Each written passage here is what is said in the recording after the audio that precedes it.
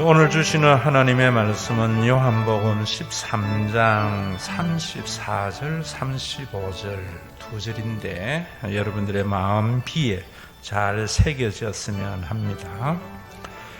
새 계명을 너희에게 주노니 서로 사랑하라. 내가 너희를 사랑한 것 같이 너희도 서로 사랑하라. 너희가 서로 사랑하면 이로써 모든 사람이 너희가 내 제자인 줄 알리라.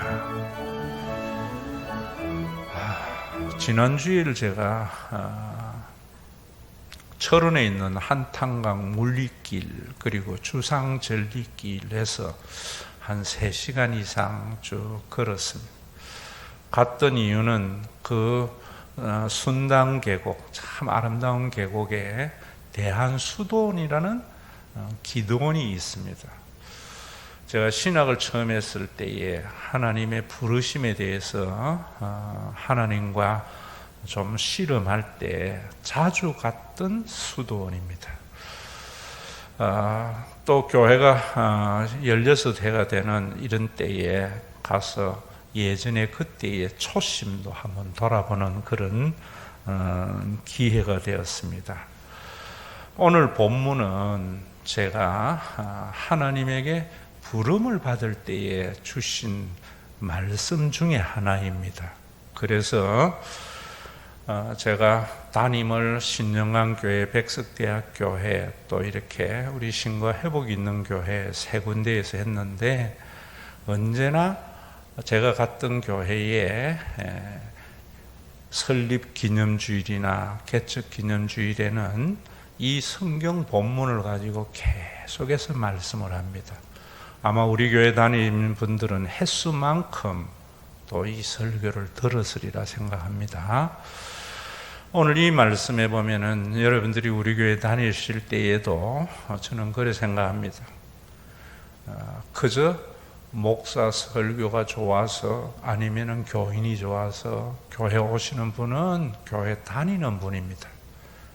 진짜 우리 교회의 영적인 가족, 교인은 제가 깨달은 말씀을 함께 나누면서 그 말씀 안에 거하려고 하는 사람은 진짜 우리 교회의 가족이고 교인이다. 저는 그런 생각에서 이 말씀을 항상 전하고 있습니다. 오늘도 여러분들이 내가 왜 예수를 믿는가? 내가 왜 교회에 다니는가? 그 부분에 대한 자기의 질문이 있어야 됩니다. 제가 어릴 때에 아버지가 목사셨는데 좀 제가 굉장히 비판적이었습니다. 그래서 사춘기 지나면서 왜 예수 믿어야 되는데, 왜 교회에 다녀야 되는데 라고 이야기를 하면은 교회 다녀야 복받아, 잘돼 이럴 때 제가 그랬습니다. 제가 보니까 교회에 안 다니는 사람들이 더 복받은 것 같고 더 잘되는 것 같은데 아버지 무슨 말씀이세요? 진리는 항상 그대로 돼야 되는데 진리가 아니잖아요 라고 제가 반항을 했던 적이 있습니다. 정말 지금 우리 한국교회의 가장 큰 문제는 복 받으려고 예수 믿고 또 잘 되려고 예수를 믿으니까 주변에 있는 많은 사람을 경쟁의 대상으로 삼고 정말 교회가 세상에 빛이 되지 못하고 소금이 되지 못한다. 정말 교회가 성경에 복 받으라고 하면 되겠는데 성경을 한마디로 이야기하면 뭔가 사랑하라 하잖아요. 그래서 세상에 있는 사람도 기독교를 사랑의 종교라고 그러고 불교는 자비의 종교라고 하는데 왜 사랑의 종교인가? 또 교회에 다니면은 정말 사랑하기 위해서 다니는가? 여기에부터 우리가 새롭게 생각해야 된다고 생각해요. 그래서 혹시 우리 교회 나오면서 복 받으려고 그 다음에 잘 되려고 그 후순위로 남겨두세요. 정말 여러분들이 교회나 신앙생활의 목적을 사랑하려고 다녀야 돼요. 그러면은 여러분들의 삶이 참 좋아지고요. 교회에서 천국을 맛보는 교회가 되어지고, 또 지금 분열된 세상에서 교회가 굉장히 중요한 역할을 할 수 있다. 저는 그런 생각을 합니다. 그런데 오늘 본문에 보면은 예수님이 뭐라는가 하면은 새 계명을 너희에게 주노니. 왜 예수님이 새 계명이라고 했는가? 그리고 그 새 계명은 뭔가? 그 뒤에 보면은 서로 사랑하라. 내가 너희를 사랑한 것 같이 너희도 서로 사랑하라. 구약의 율법이나 모두 다 사랑하라는데요. 예수님은 그 유대인들을 향하여 내가 너희를 사랑한 것 같이 사랑하라 라고 말씀을 해요. 그러면은 이 말씀 속에는 어떤 의미가 있는가 하면은 유대교와 같이 사랑하지 마라. 구약의 율법과 같이 사랑하지 말고 내가 너희를 사랑한 것 같이 사랑하라. 이런 말이에요. 교회의 모든 문제는 어디에 있는가 하면 예수님이 우리를 사랑한 것 같이 사랑하지 아니하기 때문에, 새 계명을 지키지 아니하기 때문에 이것이 제가 깨달은 내용이거든요. 그래서 그 뒤에 보면은 너희가 서로 사랑하면 이로써 모든 사람이 너희가 내 제자인 줄 알리라. 여러분 제자 훈련 받아가지고 큐티하고 새벽기도하고 뭐 해야 제자인 줄 아는 게 아니고, 너희가 서로 사랑하면은 사람들이 예수님을 따르는 자이구나, 예수를 믿는 자이구나 하는 것을 알게 된다는 거예요. 이런 면에서 우리가 정말 세상과 달라져야 할 중요한 이유가 여기에 있습니다. 그러면 오늘 여기에서도 유대교의 사랑하는 것이 예수님이 우리를 사랑하는 것과 어떻게 다른가, 왜 예수님이 새 계명이라고 했는가 하는 것을 우리가 아셔야 되겠지요. 첫 번째는 사랑의 대상이 달라져야 하기 때문입니다. 여러분, 유대인들은 사랑의 대상을 누구만 사랑의 대상으로 삼았는가 하면은 유대인만 사랑의 대상으로 삼았어요. 그런데 예수님께서는 그 사랑의 대상이 달라져야 된다, 이런 말씀을 하세요. 오늘도 여러분 세상에 있는 사람도 사랑 안 하는 사람 어디 있습니까? 예수를 안 믿는 사람도 부모는 자기 자식 사랑하고요. 예수를 안 믿는 사람도 자기 고향 사랑하고요. 예수를 안 믿는 사람도 자기하고 성향이 같은 사람 사랑하고요. 자기에게 이익이 되는 사람은 사랑하고, 다 사랑해요. 그런데 그 사랑이 크면 클수록 문제가 되거든요. 그래서 유대교를 믿는 이스라엘은 세계의 화약고입니다. 그런 유대교를 향하여 예수님은 뭔가 하면 내가 너희를 사랑한 것 같이, 어떻게 달라졌는가, 이거 깨달은 자가 바울이거든요. 그래서 바울은 로마서 3장 29절, 제가 자주 쓰는 인용하는 말씀이지요. 하나님은 다만 유대인의 하나님이시냐, 또한 이방인의 하나님은 아니더냐, 진실로 이방인의 하나님도 되시느니라. 저는 이 말씀 읽을 때 머리에 진짜 망치 막는 것 같았어요. 왜냐하면 제가 어릴 때 늘 교인의 하나님만이라 생각했거든요. 그것도 열심히 봉사하고 헌금하고 잘 믿는 사람의 하나님이라 생각했거든요. 그런데 성경은 유대인의 하나님이시더냐, 이방인은 아니더냐, 이방인의 하나님도 되시느니라. 교회에 안 다니는 사람의 하나님도 하나님이시더라. 우리는 본능적으로 나하고 성향이 같거나 나하고 관계 있는 사람 좋아해요. 그런데 어떤 생각을 해야 되는가? 나하고 성향이 다르고 손해가 되어지고 만나면 만날수록 뭔가 힘이 드는 사람 할 때도 이 말씀이 생각이 나야 돼요. 저 사람의 하나님은 아니더냐. 우리 교회에 다니시는 분들은 저는 그래야 된다고 생각해요. 내 자녀가 좋은 대학 가고 좋은 직장 가지는 건 누구나 다 가지는 마음이지요. 그 마음이 들 때 기도 왜 해야 됩니까? 기도하면은 하나님 우리 아들 잘 되기를 바랍니다. 기도할 때에 이 말씀이 생각나야죠. 우리 아들 합격함으로 떨어지는 아이의 하나님은 아니더냐. 그래야 세상에 있는 사람들이 우리를 예수님의 제자인 줄 안다. 이런 말이지요. 우리 현실은 어떻습니까? 우리 현실은 우리 아들 좋은 대학 같은 데 보내줬다고 흥금하고 뭐 간증하고 거꾸로 가잖아요.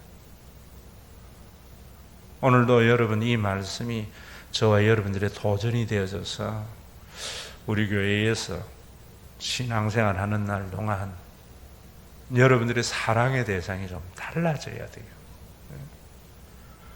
저도 피하 구분이 많고 저도 집단의식이 굉장히 강했던 사람인데 교회에서도요 참 마음에 안 드는 사람이 이런 사람이 있을 때 기도하면 저 이 말씀 떠올려요. 저 사람의 하나님이 아니더냐.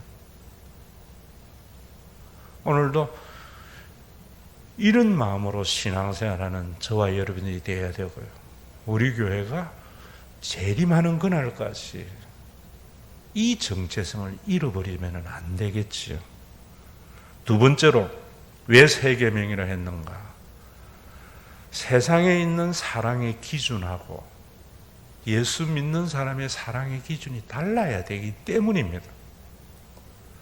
유대교는 레위기법, 모세오경, 이 반드시 지켜야 할 계명이 모세오경은 창세기, 출애굽기, 레위기, 민수기거든요.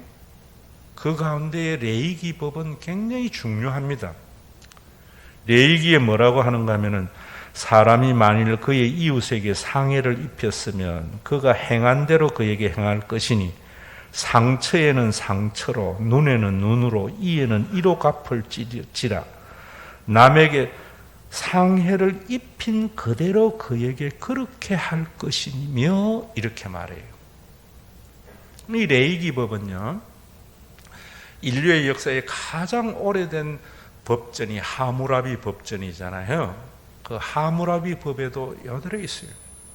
눈에는 눈, 이에는 이. 근데 세상에 있는 사람들은 이 법을 뭐라는가 하면은 동태보복법이래요. 남에게 보복을 할 때에 똑같은 형태의 보복을 하라 이러는데 저는 그 말에 찬성을 안 해요. 왜 동태보복법이 아닌가? 인간은요, 내가 당한 만큼만 남에게 해를 끼친 때에 절대로 속이 시원한 사람 아무도 없습니다. 그래서 누가 그러대요. 교도소 가면 전부 억울한 사람들만 있다고. 왜냐하면 자기가 행한 것보다 더 큰 벌을 받는다는 것이에요. 상대에 대해서 언제나 자기가 해준 만큼만 받으면은 속이 시원하지 않는 게 인간이라는 것이에요. 저는 80년도에 제가 면허 따가 지금까지 큰 사고는 없었습니다만은 동백에서도 한 번쯤 그런 접촉 사고는 있었는데 이런 사람 만나본 적 없어요. 괜찮습니다. 제 차만 고쳐주세요. 여러분, 그 정도만 해도 세상에는요, 굉장히 사랑하는 사람입니다. 자기 차 고쳐주라는 정도가 아니고요. 항상 그 기회에 자기 차 갈 거 다 갈아야 되는 게 인간입니다. 남에게 눈 하나 뽑혔으면 눈 하나 뽑는 것으로 만족하는 사람 없습니다. 그래서 동태보복급이 아니고 인간의 사랑의 한계라고 저는 봐요. 그런 세상에 예수님은 뭐라고 하시는가? 마태복음에 산상수훈이라고 합니다. 왜 산상수훈이라 하는가 하면은 예수님이 산에서 가르친 말씀 중에 최고로 빼어난 말씀이다 이 말입니다. 마태복음 5장입니다. 또 눈은 눈으로 이는 이로 갚으라고 하였다는 것을 너희가 들었으나 나는 너희에게 이르노니 악한 자를 대적하지 말라. 누구든지 내 오른뺨을 치거든 왼편도 돌려대며 또 너를 고발하여 속옷을 가지고자 하는 자에게 그도까지도 가지게 하며 또 누구든지 너로 억지로 오리를 가게 하거든 그 사람과 심리를 동행하고 내게 구하는 자에게 주며 내게 꾸고자 하는 자에게 거절하지 말라. 또 내 이웃을 사랑하고 네 원수를 미워하라 하였다는 것을 너희가 들었으나 나는 너희에게 이르노니 너희 원수를 사랑하며 너희를 박해하는 자를 위하여 기도하라. 이같이 한즉 하늘에 계신 너희 아버지의 아들이 되리니. 교회에 다녀야 하나님의 아들 된다 했어요? 봉사해야 하나님 아들 된다 했어요? 뭐라 그래요? 이같이 한즉 원수를 사랑하고 자신을 박해하는 자를 위하여 기도할 때, 여러분들의 기도에 얼마나 이런 기도가 있는가? 그러면서 뭐라고 해요? 이는 하나님이 그 해를 악인과 선인에게 비추시며 비를 의로운 자와 불의한 자에게 내려주심이라. 왜 우리 교회가 존재해야 되는가? 어떻게 존재해야 되는가? 사랑의 기준이 세상과는 다른 교회가 되어야 됩니다. 우리 교회가 이런 모습이 없다면 남 탓하지 말고요. 저는 16번째 지금 우리 교회에서 이 설교하는 겁니다. 나에게 그런 모습이 없었구나. 좀 자기 반성하는 시간이 되었으면 해요. 예수님께서 내가 너희를 사랑한 것 같이 너희가 서로 사랑하라. 새 계명을 너희에게 준다 한 것은 이런 사랑의 대상과 사랑의 기준이 달라져야 되기 때문에 하신 말씀입니다. 여러분, 저는 이 말씀을 받고는 마음이 답답하고 깝깝했어요. 왜냐하면요, 원수를 사랑하고 싶지 않았고요, 박해하는 자를 위하여 기도하고 싶지 않았고요. 누구만 사랑하고 싶었는가? 친한 친구들만, 이익이 되는 사람들만. 그런데 목사가 되면은 그래서는 안 된다는 거지요. 그래서 목사가 내가 돼야 될까 할 때 세 번째, 정말 중요한 말씀. 대한수도원에서나 양지 뒷동산에서 여러분 이런 기도의 제목을 가지고 몸부림칠 때 여러분들에게 몇 번 말씀드렸죠? 로마서 5장 5절. 소망이 우리를 부끄럽게 하지 아니하면 우리에게 주신 성령으로 말미암아 하나님의 사랑이 우리 마음에 부은 바 됨이니. 여러분, 우리에게 주신 성령으로 말미암아 우리가 손을 얹으면 병 낫고 성령으로 말미암아 기도 응답되고, 성경 그래 안 해요. 우리에게 주신 성령으로 말미암아 하나님의 사랑이 우리에게 부은 바 됩니다. 왜 성령님이 오셨는가? 왜 교회를 만드셨는가? 하나님의 사랑을 부어주기 위해서. 그 하나님의 사랑이 뭔가? 여러분, 우리가 뭐 이렇게 기도하면 성령 받으면 하나님의 사랑이 생겨? 그런 게 아니거든요. 요한복음에서 제가 강의할 때도 여러 번 이야기했잖아요. 헬라 철학에서는 사랑이라는 단어가 4가지가 있지요. 에로스 사랑, 스톨게 사랑, 필레오 사랑, 아카페 사랑. 근데 그 헬라 철학에 있는 그 사랑하고는 다른 거예요. 요한복음에서 아카페 할 때. 제가 진짜 이 말씀을 깨닫고요. 목회해야 되겠다는 생각도 했던 거예요. 하나님의 사랑이 어디에 계시되었어요? 예수님의 십자가에 계시된 거예요. 그래서 예수님이 십자가에 달린 행위는 어떤 인간도 할 수 없는 행위를 하신 거예요. 우리가 예수님의 십자가를 보면서 그 하나님의 사랑의 계시를 보지 못하는 사람은 그저 십자가만 보는 거예요. 거기에 달린 하나님의 사랑을 봐야 돼요. 이런 말씀을 전하지 않으니까 성령으로 말미암아 하나님의 사랑이 부음받지 않는 거라 생각합니다. 하나님의 사랑이 십자가에서 어떻게 했어요? 첫째는 아무런 가치가 없는 자에게. 사람은요, 가치 있는 사람을 사랑해요. 부모도 좀 될 만한 녀석을 좀 밀어주려고 하잖아요. 낳은 부모도. 국가도 뭔가 유익이 되는 사람에게 투자를 하려 하잖아요.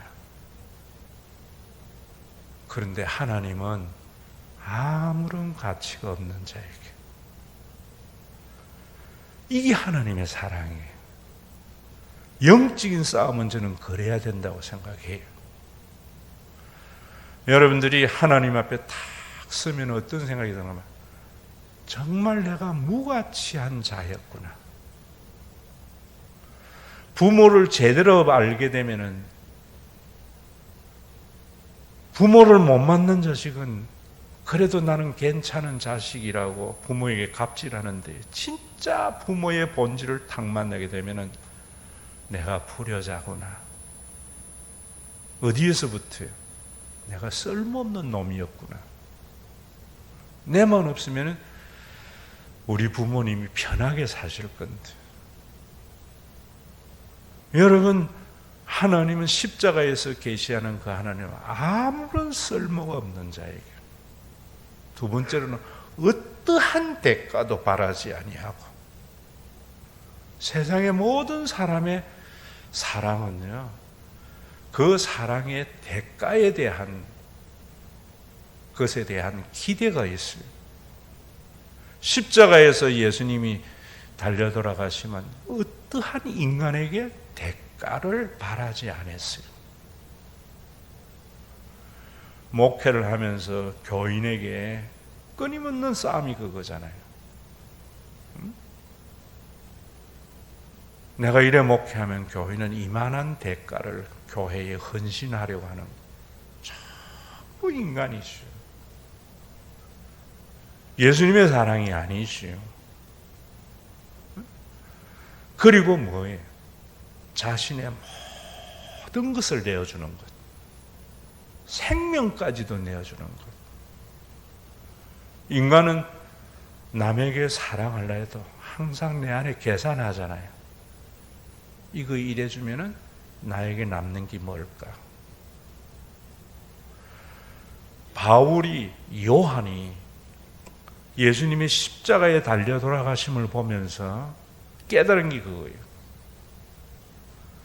아무런 가치가 없는 자에게 어떠한 대가도 바라지 않고 자신의 모든 것을 내어주는 하나님의 행위를 보신 거예요. 그래서 그 행위는 인간 사회에 어떤 단어가 존재하는 게 아니에요. 우리가 쓰는 말이라는 것은 이 세상에 존재하는 사물이나 행위에 대한 말들이잖아요. 십자가에서 예수님이 달려 돌아가신 그 하나님의 행위는 세상에 존재하지 않는 단어인데 제일 비슷한 거 찾아보니까 아카페였어요. 그래서 하나님은 God is 아카페 이랬던 거예요. 오늘도 여러분, 성령은 그 사랑을 우리에게 부어주신 거예요. 교회는 그 사랑의 부어짐을 나타내야 되는 거예요. 그래서 제가 여러분들에게 사랑하라는 말을 안 하잖아요. 인간이 사랑하게 되면은 언제나 어떤 것이냐 하면은 상대에 대해서 자기 의의가 생겨요. 제가 우리 교회에 사랑을 실천하면은 우리 교회는 다른 교회보다 그래서 좀 낫지 이런다고요. 정죄해요. 성령으로 말미암아 하나님의 사랑이 부어지면은요, 사랑을 하는 게 아니라 하게 되어져요. 신비하지요. 사랑을 하는 사람은 다른 사람을 정죄하지만 사랑하게 되는 사람은 정죄하지 않아요. 이런 사랑이 실현되도록 예수님이 십자가에 달려 들어가시고 성령을 보내어 주신 거예요. 제가 이 깨닫고 난 뒤에 제가 신대원 대학원에 들어가면 항상 개강 수련회, 학기를 시작하기 전에 수련회 일주일 동안 합니다. 대구의 동부교회의 김덕신 목사님, 지금은 돌아가셨겠죠. 흔히 영성이 대단한 분이다 이런 이야기인데, 와서 설교를 하는데 그분이 예하를 할 때 그 이야기 하시더라. 일제시대 때 조선 총독부에 김일화라는 가장이 있었다. 그가 예수를 믿고는 하나님의 사랑이 너무나 감사해서 나도 이 사랑을 실천하며 살아야 되겠는데 누구에게 할까 생각하다가 가장 불쌍한 사람이 나병 환자더라. 지금은 우리 보이지 않지만 일제시대 때 나병 환자들은 다 소개해서 소록도라는 곳에 다 넣었잖아요. 그래서 그 소록도에 가서 나병 환자들을 도우며 살아야 되겠다 하고 사직을 하고 가서 나병 환자들에게 밥을 먹여주고 빨래를 해주고 하는데 이 사람들이 도무지 자기를 받아주지 않는다는 거예요. 왜? 세상에 여러분, 암 환자보다 어떤 환자보다 불쌍한 게 나병 환자잖아요. 지금 어떤 여러분 전염병보다 우리가 참 나쁜 병이 델타, 이 코로나19잖아요. 왜? 부모가 돌아가셔도 얼굴도 못 보고 화장시켜 버렸잖아요. 여기 걸리면 지금 오미크론은 얼마나 얌전해요. 옛날에는 어쨌어요? 가족의 간호를 받아야 할 병인데 가족과 격리되잖아요. 그래도 코로나19는 낫는다는 일념이 있지만 나병 환자는 낫는 게 아니잖아요. 그래서 이 사람들에게는 병도 병이고 그 나병으로 인하여 자기의 신체가 어그러지는 것도 아픔이지만 마음의 상처는 너무 크다는 거죠. 자기를 낳으면 엄마도 자기를 버리는 것이 나병 환자라는 것이요.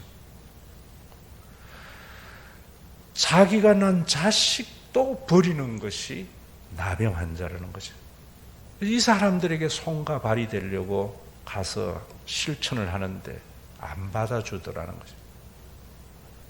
그래서 김덕진 목사의 그때 예화예요. 제가 그것에서 얼마나 많은 감동을 받았는지 몰라요. 내가 목사가 아니라서 그런가 해서 그만두고 신학교를 갔다는 거예요.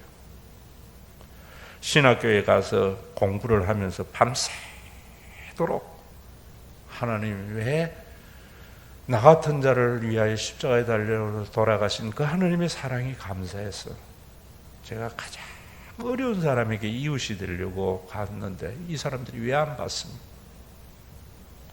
3년을 씨름을 했는데 마지막 졸업을 얼마 앞두고 있지 않는 때 로마서 5장 5절 성령으로 말미암아 하나님의 사랑이 너희에게 부음받음이니 말씀과 함께 불덩이가 자기한테 임하더라는 거예요. 그때부터 옛날에 자기 행위를 보니까 나병 환자의 손 내밀면 잡아주고 하나는 주는데 자기도 모르게 마음에 거부감이 있었다는 거지. 사람은 영적인 존재잖아요. 그런데 그날 밤에는 그 나병 환자가 자기 몸의 일부와 같이 느껴지더라는 거예요. 그래서 돌아와서 짐을 싸서 소록도로 간다 하니까 친구 전도사가 이제 조금 있으면 졸업하고 목사 안수 받고 가서 사역해도 되잖아. 이러니까 나는 사람이 주는 라이센스가 중요한 게 아니고 오늘 밤에 하나님에게 부르심을 받아서 간다. 그러면서 소록도로 갔다는 거예요. 가서 일생을 그들을 섬겨서 소록도가 뭐 잘 모르겠어요. 100% 복음화 됐는데 세월이 쭉 흘러서 그 김인호 과장이 친구 목사에게 보낸 편지 때문에 알려졌다고 하면서 이야기해 준 거예요. 최 목사, 아무도 없는 소록도 여기에서 모든 사람에게 버림받은 이곳에서 나는 하나님의 사랑 때문에 외롭게 사역을 해왔는데 가끔 친구 네가 목회를 잘해서 큰 교회도 되어지고 총회장도 되고 이런 것이 나에게 자부심이 되고 위로도 되었다. 그런데 너나 나나 이제 얼마나 살겠나. 곧 주님 만날 날이 멀지 않는데 내 눈썹도 휘어져 가고 내 손마디도 끊어지지만 주님 만나면은 온전한 모습으로 회복될 거야. 그때 우리 만나서 지난 이야기 하자라는 편지를 남기고 돌아가셨다는 거예요. 여러분, 이게 성령의 능력과 기독교의 능력이에요. 그래서 제가 여러분들에게 사랑하려고 교회 오세요. 교회 간 사람에게 제가 사랑하려 하지 말고 사랑하게 됩니다. 어떻게? 아무런 가치가 없는 자에게 어떠한 대가도 바라지 않고 자신의 모든 것을 내어주신 그 하나님의 사랑을 인정할 때 기독교는 행위가 아닙니다.